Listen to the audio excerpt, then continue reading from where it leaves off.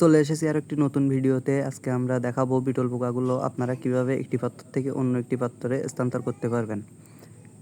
প্রথমে আমাদের যে জিনিসটি প্রয়োজন হবে সেটি হচ্ছে এমন একটি খালি বাটি, যে বাটিটি আপনারা চারি সাইডে এইভাবে ছিদ্র করবেন যাতে বিটল পোকাগুলো অক্সিজেন পায়।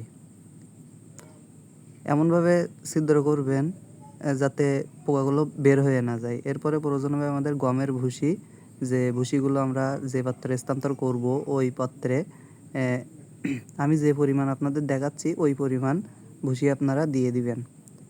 এরপরে আপনাদের যে কাজটি করতে হবে সেটি হচ্ছে যে বিটল পোকাগুলো আছে ওইগুলা এই পাত্রে এনে রাখা লাগবে। আপনি দেখতে পাচ্ছেন আমি 1 গ্রা পরিমাণ গমের ভুসি আমি এই বাটিতে দিয়েছি।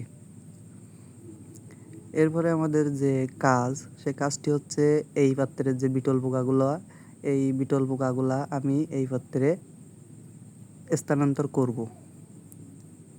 আসলে পোকাগুলা কিন্তু কামড় দেয় না, আপনারা ভয় পাবেন না।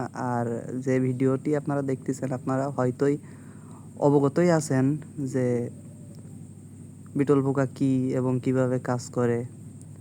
এ নিয়ে তো আর বলার মতো কিছু নাই।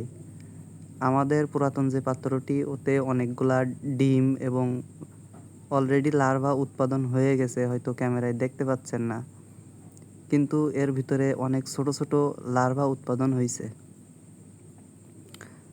আমার পোকাটি আমার হাতে দেখেন ঘোরাঘুরি করতেছে, কিন্তু কোনো কামড় মারে না। এটি অনেকে এটা ঘুন পোকা মনে করে, আসলে এটা ঘুন পোকা না, এটি হচ্ছে বিটল।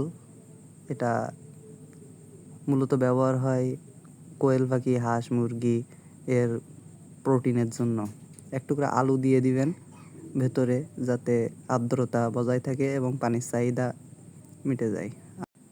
সকলকে ধন্যবাদ। ভিডিওটি ভালো লাগলে অবশ্যই চ্যানেলটি সাবস্ক্রাইব করে আমাদের সাথেই থাকবেন।